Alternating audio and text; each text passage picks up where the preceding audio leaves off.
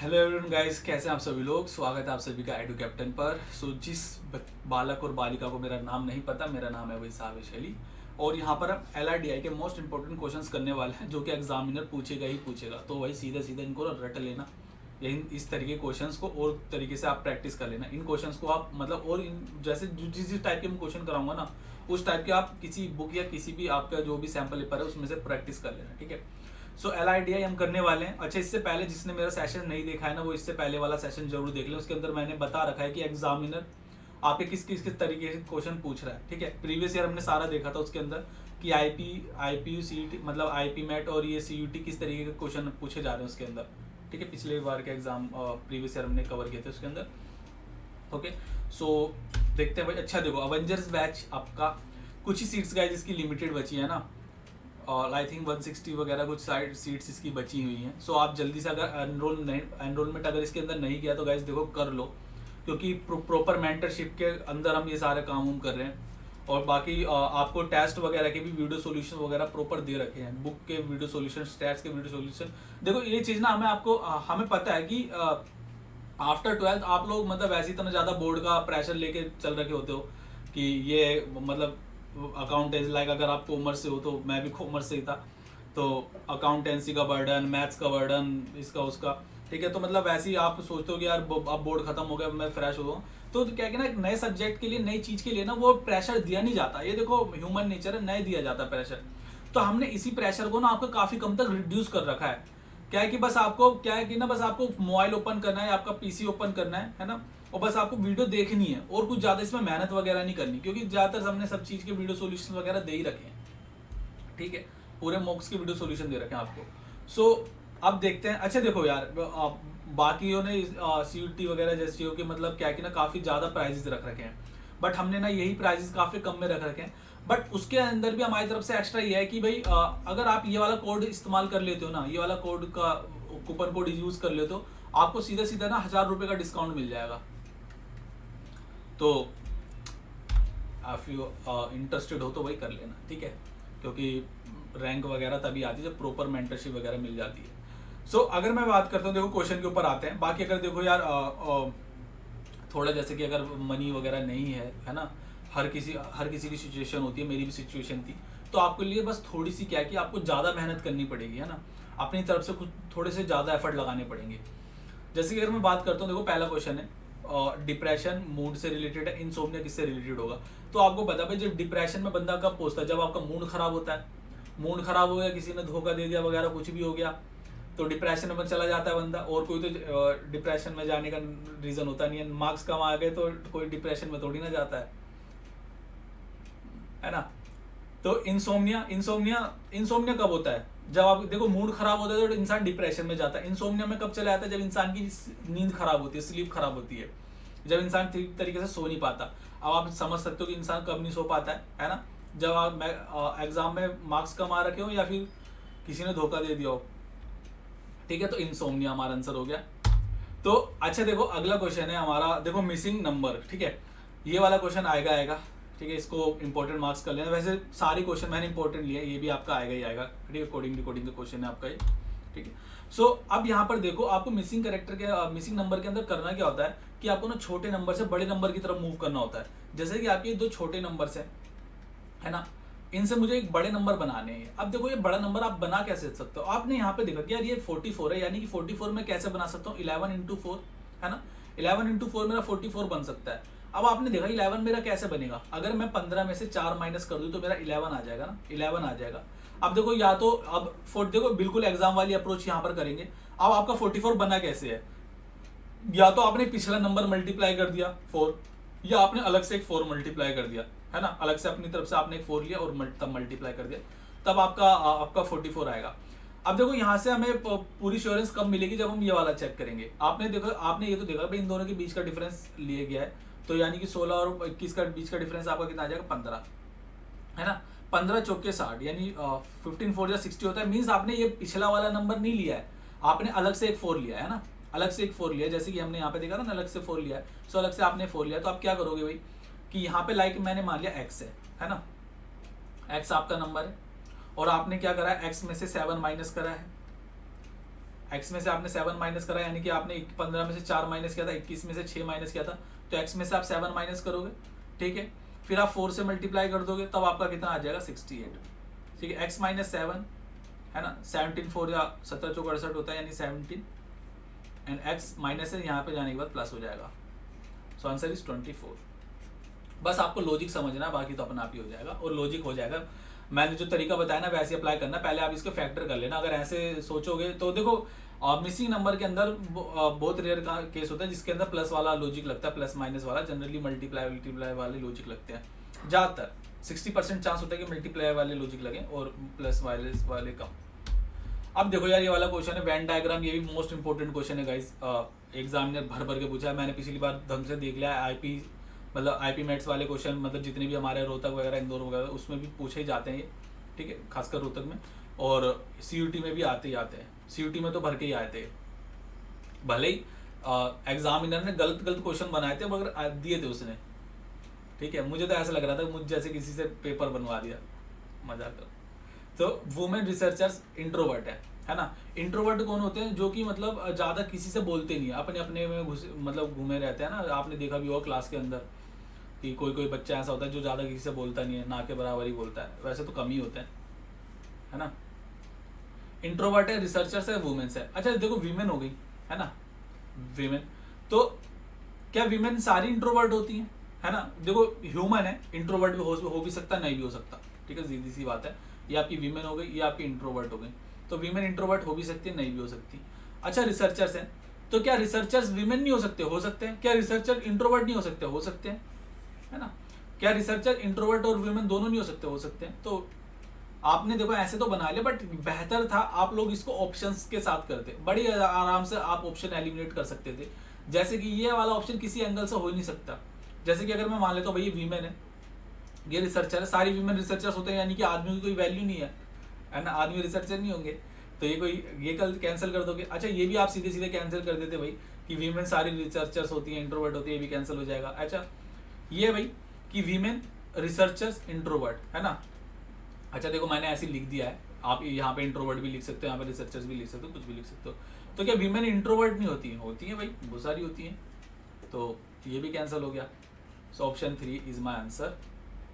आगे बढ़ते हैं भाई। अच्छा देखो डाइस वाला क्वेश्चन है और ये क्वेश्चन बहुत ज़्यादा इजी होता है, ठीक है, बहुत इजी। अब इसके अंदर आपको करना क्या होता है, आप ना सीधा अल्टरनेट बॉक्स जो होता है ना, एक दूसरे का अपोजिट होता है। अल्टरनेट बॉक्सेस एक दूसरे के अपोजिट होते हैं। जैसे कि यहाँ पे एक फिगर बनी हुई है भाई,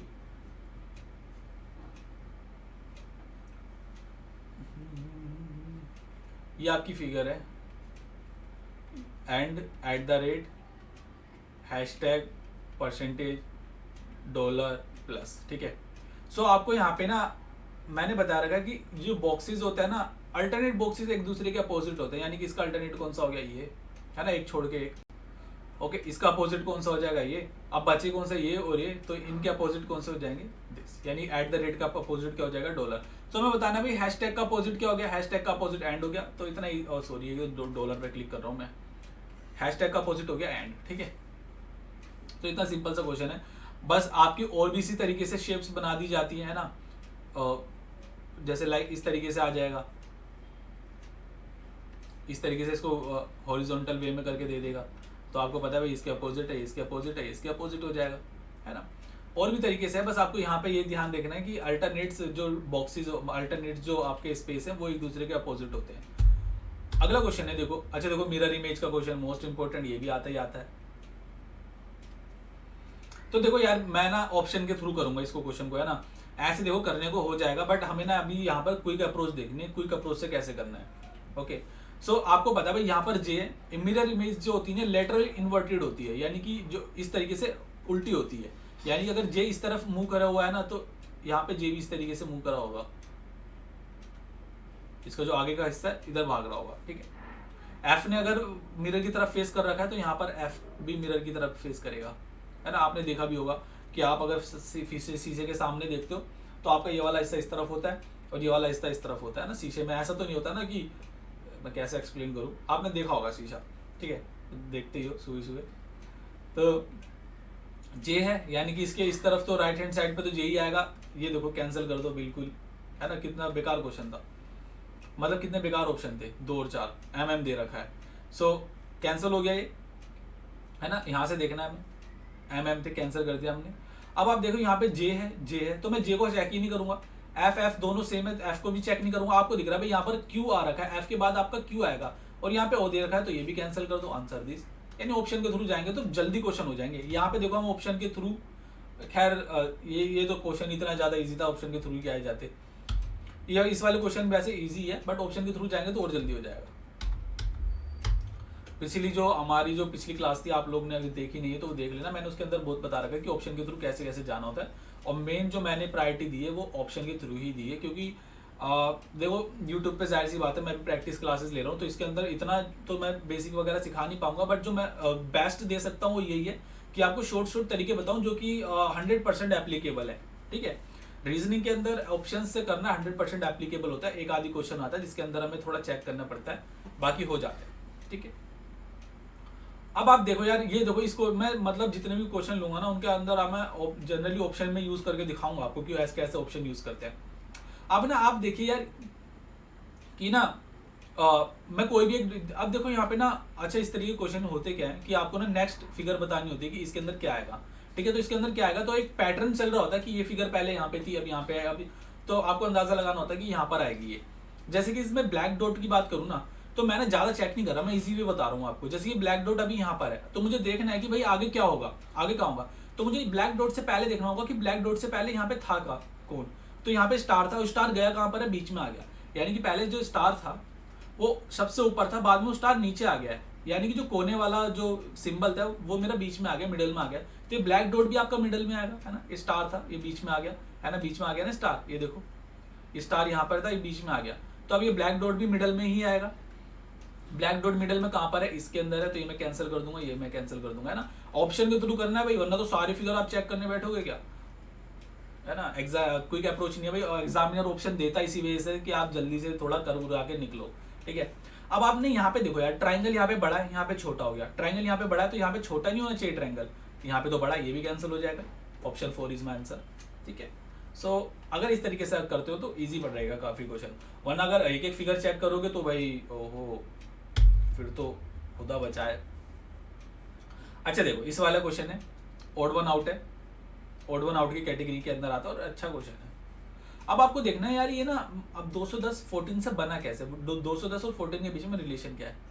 तो आपको पता है किसी भी नंबर से मैं मल्टीप्लाई करता हूँ 14 को, तो इतनी जल्दी मैं 210 तक पहुंच ही नहीं पाऊंगा जितनी जल्दी मैं 14 का स्केयर करने के बाद पहुंचूंगा, है ना। 14 का स्केयर कर देता हूँ मैं, तो मेरा कितना आता है 196। अच्छा 196 है और 210 है, अगर मैं 196 के अंदर मैं 14 और ऐड कर दूं, यानी कि यही नंबर और ऐड कर दूं, तो मेरा 210 बन जाएगा। बिल्कुल ठीक बात है ना। अब ये वाला क्वेश्चन देखिए, इसके लिए ना देखो आपको 40 तक तो मे बी देखो, 30 तक 40 तक मत करो, थोड़ा टाइम भी कम है, बट 30 तक स्क्वायर बड़े आराम से याद हो जाएंगे आप लोगों को। और 15 तक क्यूब कर लेना, 30 तक स्क्वायर कर लेना, 15 तक क्यूब कर लेना। ओके, सो 18 है भाई आपका, 18 का स्क्वायर कितना होता है आपका, 18 का स्क्वायर कितना होता है आपका 324, 324 प्लस 18 करना पड़ेगा मुझे। देखता हूँ क्या 342 बन पा रहा है, तो देख रहे हो 3 और मतलब 342 आपका बन रहा है 342। ये वाला चेक करते हैं, 17 का क्यूब की 17 का स्क्वायर करना है हमें, 289 होता है भाई, 289 प्लस 17। अब देख रहे हो यहाँ पे मैं यूनिट डिजिट ही चेक कर ले रहा हूँ, 9 7 16, यानी कि यूनिट डिजिट मेरा कितना आ रहा है 6 आ रहा है। ओहो यार, ये बार बार 1 पे क्यों जा रहा है। यहाँ पर आप देख रहे हो यूनिट डिजिट मेरा 6 ही आ रहा है, यानी कि 9 था यहाँ पे और 7 है, तो यूनिट डिजिट मेरा 6 आ रहा है, बट यहाँ पे तो यूनिट डिजिट मेरा 7 आ रहा है। 7 इज नॉट इक्वल टू 6, तो आंसर कितना हो जाएगा, option C. Okay, so unit digit से भी हम जल्दी जल्दी कोई चीज़ चेक कर सकते हैं। अगर देखो वैसे तो कैलकुलेशन ईजी ही थी, ठीक है, बट बड़े बड़े नंबर हो, जैसे कि काफ़ी बड़ा नंबर हो, तो यूनिट डिजिट से हम इजीली चेक कर सकते हैं। अच्छा देखो, ब्लड रिलेशन आता है, ठीक है। अब आपको देखना क्या है ब्लड रिलेशन के अंदर, मैं पहले आपको बेसिक चीज़ें बता देता हूँ कि हम मेल को प्लस से शो करेंगे, फीमेल को माइनस से शो करेंगे, है ना। मेल को हम प्लस से डिनोट करते हैं, फीमेल को हम माइनस से डिनोट करते हैं, और जैसे हमारी जनरेशन बढ़ती रहेगी हम ये वाला साइन लगाते रहेंगे, यानी ऊपर बढ़ाते रहेंगे जनरेशन को। जैसे कि बच्चे, कोई किसी का फादर है तो फादर को हम ऊपर रखेंगे, बच्चे को नीचे रखेंगे। एंड जो कपल्स होंगे उनके बीच में हम ये वाला साइन लगाएंगे, और जो नॉर्मल रिलेशन होगा उनके बीच में हम ये वाला साइन लगाएंगे, ठीक है, नॉर्मल रिलेशन। और जो कपल्स के बीच में हम क्यूबॉइड बना देंगे। अच्छा देखो, N is the son of B, यानी कि एन जो है बी का सन है, N is the son of B, son है यानी लड़का है तो मैंने प्लस का साइन लगाया। Who is not a mother of N, B के बारे में बोल रहा है, बी के बारे में कि who is not a mother of N, यानी कि बी जब एन की मदर नहीं है तो जाहिर सी बात है वही फादर होगा, है ना, कुछ अपना अलग से दिमाग मत चलाने लग जाना। L is the brother of B, यानी कि एल बी का ब्रदर है, यानी एल बी का भाई है भाई। Okay, D and B are married couple, D और बी मैरिड कपल है, तो यहाँ पर डी हो गया मैरिड कपल, और यहाँ पे आपकी वाइफ ही होगी, मतलब एग्जामिनर के अकॉर्डिंग जो शादीशुदा कपल होता है वो मेल और फीमेल ही होता है, ठीक है। अभी जो रिफॉर्म्स आ गए हैं नई जनरेशन के अंदर वो बात अलग है ना, बट एग्जामिनर के अकॉर्डिंग जो कपल होते हैं वो मेल और फीमेल होते हैं। ऑब्जेक्शन मत करने लग जाना कि सर ऐसा क्यों एग्जाम के अंदर। T is the daughter of D, यानी टी डी की डॉटर है, या टी डी की डॉटर है ना, और ये दोनों पति पत्नी हैं, तो ये दोनों भी तो भाई बहन ही होंगे, है ना, मतलब आपकी मम्मी के पति की बेटी आपकी बहन ही तो होगी, है ना। ये बस बोलने के थोड़ा बात को घुमा फिरा के बोलते हैं। अब डी के बारे में बोलेगा who is the sister of P, यानी कि डी के बारे में बोलेगा डी पी की सिस्टर है, पी का हमें बोल नहीं रहा जेंडर क्या है, ठीक है।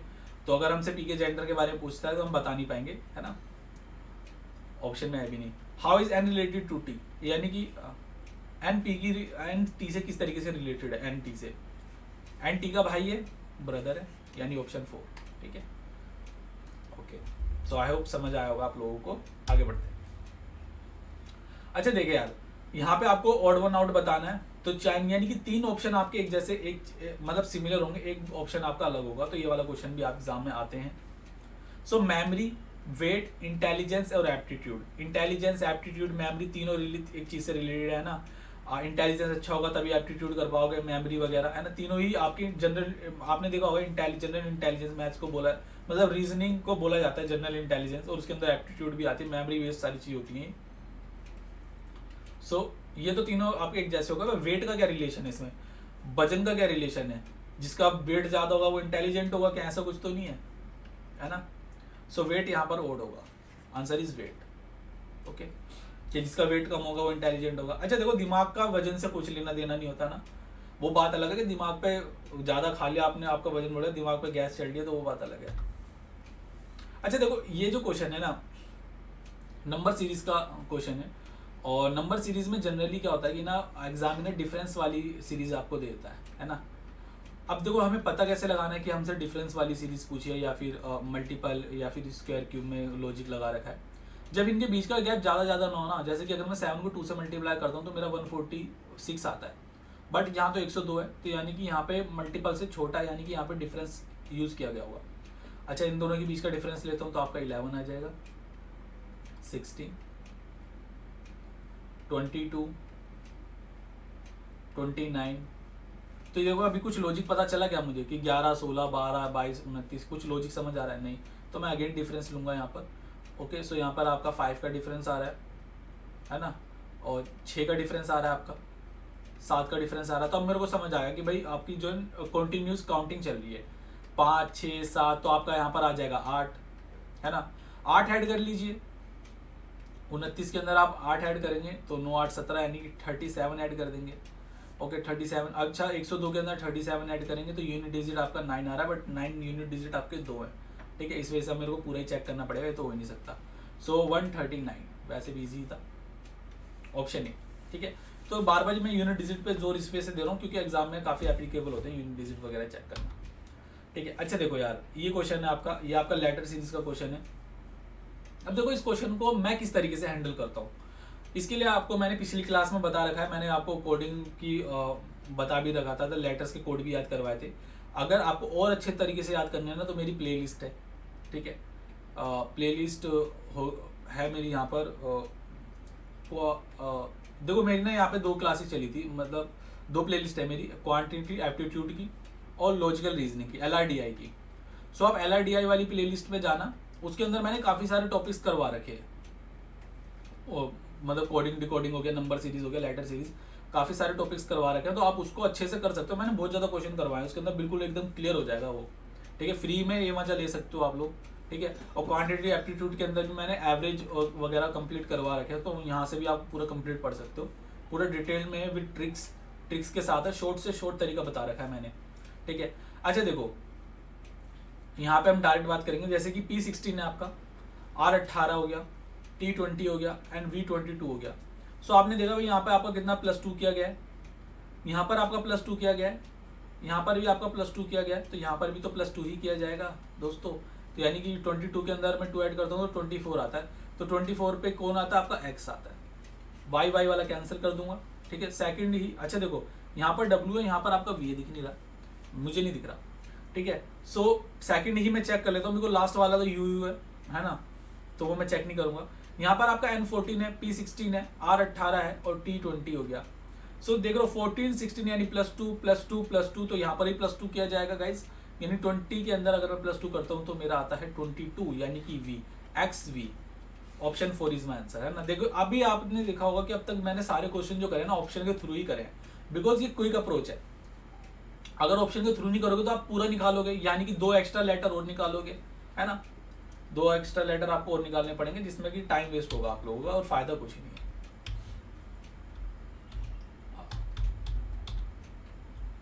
अच्छा देखो, इसके अंदर मुझे ऑड देखना है, ये भी आपका ऑड वन आउट का है, अलाइक यानी कि 3 ऑप्शन एक जैसे और एक ऑप्शन आपका डिफरेंट है। अच्छा देखो, बेस्ट तरीका भाई ऑप्शन के थ्रू करेंगे, है ना, ऑप्शन के थ्रू। जैसे कि आपका C3 है, Y25 होता है, U21 होता है आपका और Q17 होता है ना। सो यहाँ पे आपको क्या लॉजिक लिख रहा है, जैसे कि यहाँ पर अगर मैं -6 कर दूं, बिकॉज नहीं 4 3 7 होता है, +7 है यहाँ पर, और यहाँ पर अगर मैं देखता हूँ तो आप 5 ऐड करोगे, यानी कि यहाँ पर भी +7 है। सो यहाँ पे 21 से आपने 3 पे जाने के लिए +7 करा है, 17 से आपसे 24 पर जाने के लिए +7 किया गया है, यानी 7 का गैप है यहाँ पर।